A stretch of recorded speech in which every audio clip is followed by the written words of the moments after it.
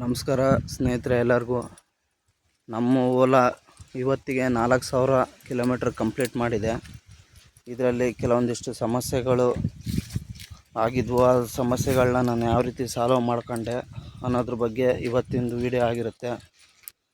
ಈ ಫಸ್ಟ್ನೇದಾಗಿ ನಮ್ಮ ಗಾಡಿಯಲ್ಲಿ ಓಲಾ ಕಡೆಯಿಂದ ಆದಂಥ ಸಮಸ್ಯೆ ಏನಪ್ಪ ಅಂದರೆ, ಇನ್ನೂ ಇಲ್ಲಿವರೆಗೂ OTA ಅಪ್ಡೇಟ್ ಬಂದೇ ಇಲ್ಲ ಫ್ರೆಂಡ್ಸ್. ಇದರಲ್ಲಿ ಈ ಎಕ್ಸ್ಪೀರಿಯನ್ಸ್ನಲ್ಲಿ OTA ಅಪ್ಡೇಟ್ ಬಂದಿದೆ ಎಲ್ಲ ವೆಹಿಕಲ್ಗಳಲ್ಲೂ. ಆದರೂ ನಮ್ಮ ವೆಹಿಕಲಲ್ಲಿ ಇನ್ನೂ OTA ಅಪ್ಡೇಟ್ ಬಂದೇ ಇಲ್ಲ. ನೋಡ್ತಾ ಇರ್ಬೋದು, ವರ್ಷನ್ಗಳೆಲ್ಲ ನಿಮಗೆ ಶೋ ಆಗ್ತಾ ಇದೆ. ಇಲ್ಲಿ ನೋಡ್ತಾ ಇರ್ಬೋದು, ಇಲ್ಲಿ MCU ಇದೆ. MCU ಯೂಸರ್ ನಂಬರು ಶೋ ಆಗ್ತಾಯಿದೆ. LCD ವರ್ಷನೂ ಶೋ ಆಗ್ತಾಯಿದೆ. BMS ವರ್ಷನೂ ಶೋ ಆಗ್ತಿದೆ. ಆದರೆ OTA ವರ್ಷನ್ ಶೋ ಆಗ್ತಾಯಿಲ್ಲ. ಇದರಲ್ಲಿ TCU ಇನ್ಸ್ಟಾಲ್ ಆಗಿಲ್ಲ ಫ್ರೆಂಡ್ಸ್. ಇದರಲ್ಲಿ ನಾನು ಇದ್ರ ಬಗ್ಗೆ ಹೋಗಿ ಶೋರೂಮ್ನಲ್ಲಿ ನಾನು ಕೇಳಿದ್ರೆ ಅವ್ರೇನು ಹೇಳ್ತಿದ್ದಾರೆ, ಇದು ಎಲ್ಲ ಗಾಡಿಯೆಲ್ಲ ಇನ್ಸ್ಟಾಲ್ ಆಗಿದೆ, ಏನಂದರೆ ಇದು ಆಟೋಮೆಟಿಕ್ಕಾಗಿ ಟ್ರಿಗರ್ ಆಗಬೇಕು ಕಂಪ್ನಿ ಕಡೆಯಿಂದ, ಆಗ ತಾನೇ ಇದು ನಿಮಗೆ ಲೊಕೇಶನ್ ಆ್ಯಡ್ ಆಗುತ್ತೆ ಅಂತ ಹೇಳಿದ್ರು. ನನ್ನ ವೆಹಿಕಲ್ ತೊಗೊಂಡು ಇವತ್ತಿಗೆ 7 ತಿಂಗಳಾಯಿತು. ಆದರೂ ಕೂಡ ಈ 7 ತಿಂಗಳಲ್ಲಿ ನನಗೆ ಯಾವುದೇ ಮೆಸೇಜು ಬಂದಿಲ್ಲ, ಯಾವುದೇ ಅಪ್ಡೇಟೂ ಬಂದಿಲ್ಲ. ಮತ್ತು ಇದ್ರ ಬಗ್ಗೆ ಭಾಳಷ್ಟು ಜನ ತೊಂದರೆಯಲ್ಲೇ ಇದ್ದಾರೆ. ಇನ್ನೂ ಈ ತೊಂದರೆ ಯಾವ ರೀತಿ ಸಾಲ್ವ್ ಮಾಡಬೇಕಂತ ಕಂಪ್ನಿಯವ್ರಿಗೂ ಕೂಡ ಸರಿಯಾಗಿ ಮಾಹಿತಿನೇ ಇಲ್ಲ. ಇದರಲ್ಲಿ TCU ಇನ್ಸ್ಟಾಲ್ ಆಗಿಲ್ಲ. ನಾನು ಬೇರೆ ನನಗೆ ಓಲಾ ಸ್ನೇಹಿತರಲ್ಲಿ ನಾನು ಕೇಳಿಕೊಂಡೆ, ಇದು ಗಾಡಿ ಒಳಗಡೆ TCU ಅಂತ ಒಂದು ಇನ್ಸ್ಟಾಲ್ ಆಗಬೇಕು. ಆ TCU ಇನ್ಸ್ಟಾಲ್ ಆಗಿಲ್ಲ ಅಂದರೆ ಎಲೆಕ್ಟ್ರಾನಿಕ್ ಸಿಮ್ ಇರುತ್ತಂತೆ ಫ್ರೆಂಡ್ಸ್. ಅದರಲ್ಲಿ ಅದು ಇನ್ಸ್ಟಾಲ್ ಆದರೆ ಮಾತ್ರ ನಮ್ಮ ಲೊಕೇಶನ್ನು ಹಾಗೂ ನಮ್ಮ ಗಾಡಿ ಎಲ್ಲ ಡೀಟೇಲ್ಸು ನಮ್ಮ ಮೊಬೈಲಲ್ಲಿ ಆ್ಯಪ್ನಲ್ಲಿ ಶೋ ಆಗೋದು, ಇಲ್ಲಾಂದರೆ ಆಗೋಲ್ಲ ಅಂತ ಹೇಳಿದ್ರು. ಮತ್ತು ಈ ಗಾಡಿಯಲ್ಲಿ ಈ ಸೀಟಿಂದೊಂದು ಪ್ರಾಬ್ಲಮ್ ಆಗಿದೆ ಆಲ್ರೆಡಿ. ಈ ಸೀಟ್ ಏನಿದೆಯಲ್ಲ, ಇದು ಚೇಂಜ್ ಮಾಡ್ಕೊಂಡಿದ್ದೀನಿ ನಾನು. 3000 ಕಿಲೋಮೀಟ್ರ್ ಆದಾಗ ಒಂದು ಸಲ ಈ ಸೀಟು ಪ್ರಾಬ್ಲಮ್ ಆಗಿತ್ತು. ಹೋಗ್ಬಿಟ್ಟು ನಾನು ಚೆಕ್ ಮಾಡಿಸ್ದೆ ಶೋರೂಮ್ನಲ್ಲಿ. ಅವರು ಸೀಟ್ನೇನೋ ಚೇಂಜ್ ಮಾಡಿಕೊಟ್ರು, ಸೀಟು ಬೇರೆದು ಹಾಕ್ಕೊಟ್ರು. ಆದರೂ ಕೂಡ ಇವಾಗಲೂ ಕೂಡ ಈ ಒಂದು ಸೀಟ್ ಪ್ರಾಬ್ಲಮ್ ಜಾಸ್ತಿ ಇದೆ. ನೀವೇನಾದರೂ ಸಿಂಗಲ್ ಪರ್ಸನ್ ರೈಡ್ ಮಾಡಿದಾಗ ಏನು ಪ್ರಾಬ್ಲಮ್ ಅನಿಸಲ್ಲ. ಆದರೆ ಡಬಲ್ ಪರ್ಸನ್ ರೈಡ್ ಮಾಡಬೇಕಾದ್ರೆ ಈ ಸ್ಪೇಸ್ ಇದೆಯಲ್ಲ, ಈ ಜಾಗದಲ್ಲಿ ಮತ್ತು ಈ ಜಾಗದಲ್ಲಿ ಸ್ವಲ್ಪ ಒಳಗಡೆ ಹೋದಂಗೆ ಆಗುತ್ತೆ. ಇದು ಇಲ್ಲಿ ನೋಡ್ತಾ ಇರ್ಬೋದು, ಇಲ್ಲಿ ಸ್ವಲ್ಪ ಚೆನ್ನಾಗಿದೆ ಸೀಟು. ಅದೇ ಇಲ್ಲಿ ನೋಡಿ, ಪೂರಾ ಒಳಗಡೆನೇ ಹೋಗ್ತಾಯಿದೆ. ಈಗ ಸೈಡಿಂದ ನೋಡ್ಬೋದು, ಇವಾಗಲೂ ಬೆಂಡಿದೆ ನೋಡಿ. ಇಲ್ಲಿ ಈ ಪೊಸಿಷನ್ ನೋಡಿ, ಬೆಂಡಿದೆ. ಈಗ ಈ ಪೊಸಿಷನ್ ಇದೆಯಲ್ಲ, ಇದು ಬೆಂಡಿದೆ ನೋಡಿ. ಈ ಸೀಟು ಕೂಡ ಆಗಲೇ ಮತ್ತೆ ಪ್ರಾಬ್ಲಮ್ ಬಂದಿದೆ. ಇವಾಗ ಇದೂ 1 ವರ್ಷದಲ್ಲಿ ಕಂಪ್ಲೀಟಾಗಿ ಚೇಂಜ್ ಮಾಡಿಸ್ಕೋಬೇಕು ಫ್ರೆಂಡ್ಸ್ ಇದನ್ನ, ಇಲ್ಲಾಂದರೆ ಮತ್ತೆ ವ್ಯಾರಂಟಿಯಲ್ಲಿ ಬರೋಲ್ಲ. ಈ ಸೀಟ್ ಪ್ರೈಸೇ 3000 ಅಂತ ಹೇಳ್ತಿದ್ದಾರೆ ಸರ್ವಿಸ್ ಮಾಡೋರು. ಹಾಗಾಗಿ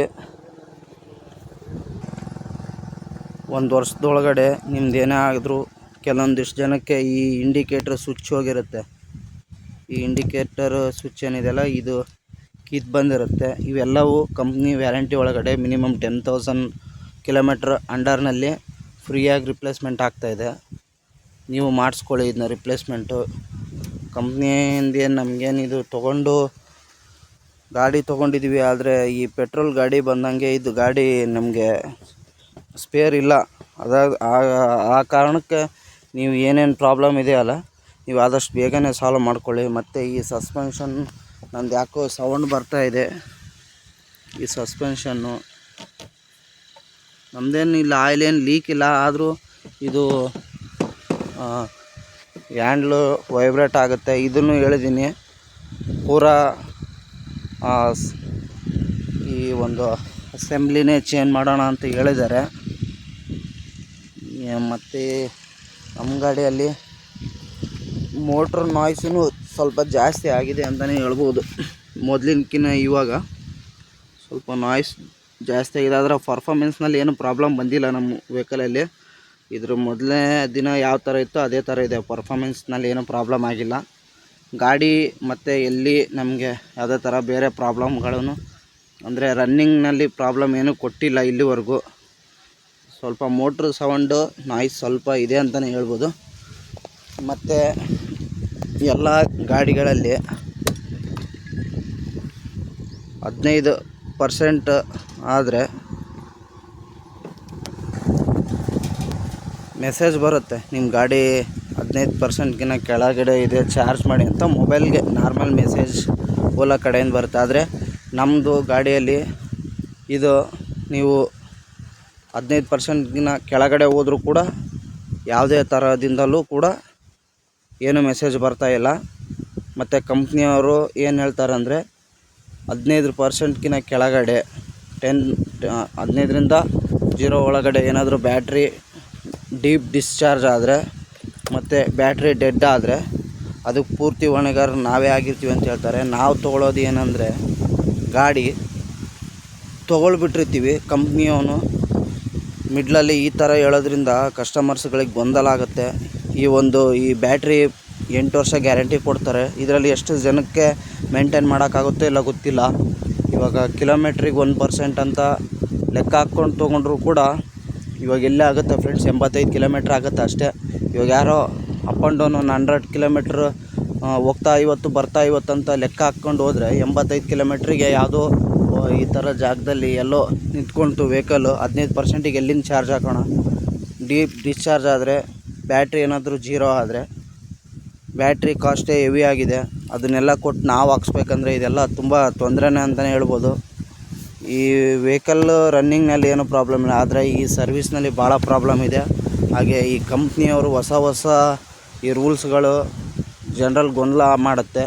ಇದನ್ನು ಗಾಡಿ ಕೊಡಬೇಕಾದ್ರೆ ಈ ಸೇಲ್ಸ್ ಪರ್ಸನ್ ಏನಿದಾನಲ್ಲ ಅವರು ಕರೆಕ್ಟಾಗಿ ಕಸ್ಟಮರ್ಸಿಗೆ ನೀಟಾಗಿ ಹೇಳ್ಬಿಟ್ಟೇ ಕೊಡಬೇಕು. ಅದು ಬಿಟ್ಟು ಈ ಏನಾದರೂ ಗಾಡಿ ಪ್ರಾಬ್ಲಮ್ ಬಂದಾಗ ಕೊಡೋದ್ರಿಂದ ಏನಾಗುತ್ತೆ, ಕಸ್ಟಮರ್ಸ್ಗಳು ಇನ್ನೊಬ್ರಿಗೆ ರೆಫರಲ್ಲೇ ಮಾಡಲ್ಲ. ನೋಡ್ತಾ ಇರ್ಬೋದು, ಗಾಡಿ ಇವಾಗ 56% ಇದೆ.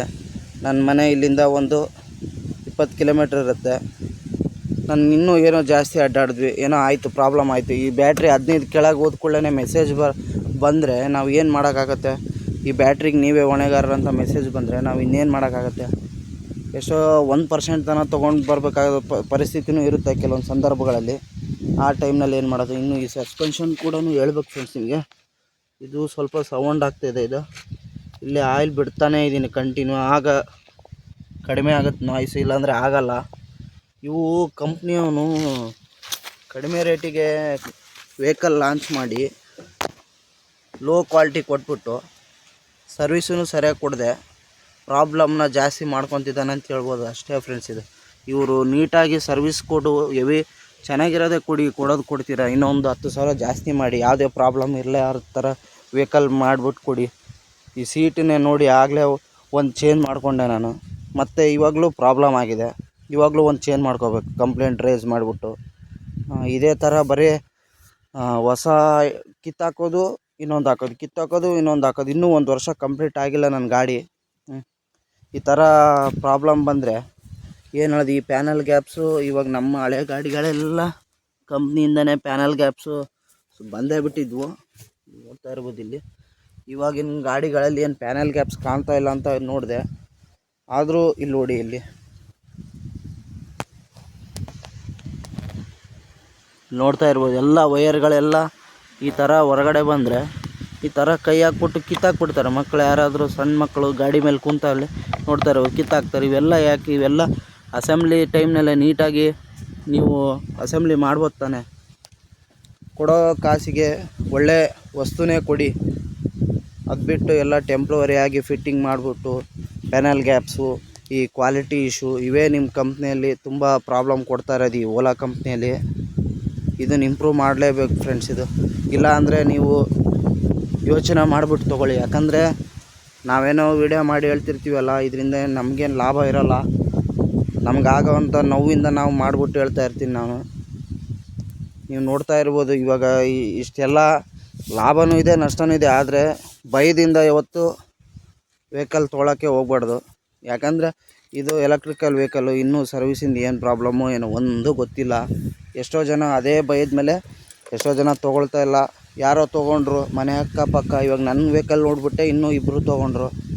ಇವಾಗ ಅವರೆಲ್ಲರಿಗೂ ಗೊತ್ತೇ ಇರಲ್ಲ, ಈ ಗಾಡಿ ಚೆನ್ನಾಗಿ ಹೋಗ್ತಾ ಇದೆ ತೊಗೊಳ್ಬೋದು ಅನ್ನೋ ಥರ ತೊಗೊಂಬಿಡ್ತಾರೆ. ಆಮೇಲೆ ಸರ್ವಿಸಿಂದ ಇಶ್ಯೂ ಎಲ್ಲ ಆದಾಗ ಹೇಳ್ದವ್ರಿಗೆ ಕೊಡಿಸಿದವ್ರಿಗೆ ಬೈತಾ ಅಡ್ಡಾಡಬೇಕಾಗತ್ತೆ.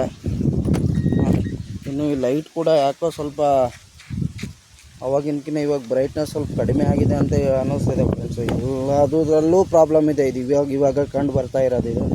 ಇವ್ರು ಏನಿದು 3 ವರ್ಷ ವೆಹಿಕಲ್ ಗ್ಯಾರಂಟಿ ಕೊಡ್ತಾರಲ್ಲ, ಆ 3 ವರ್ಷದಲ್ಲೇ ಇವೆಲ್ಲ ಪಾರ್ಟ್ಸು ಚೇಂಜ್ ಆಗಿಬಿಡುತ್ತೋ ಏನೋ ಅನಿಸ್ಬಿಟ್ಟಿದೆ ನನಗೆ. ರನ್ನಿಂಗ್ನಲ್ಲಿ ಏನು ಪ್ರಾಬ್ಲಮ್ ಕೊಟ್ಟಿಲ್ಲ, ಆದರೆ ಸ್ವಲ್ಪ ವೀಕ್ನೆಸ್ ಆಗ್ತಾಯಿದೆ ವೆಹಿಕಲ್ ಅಂತ.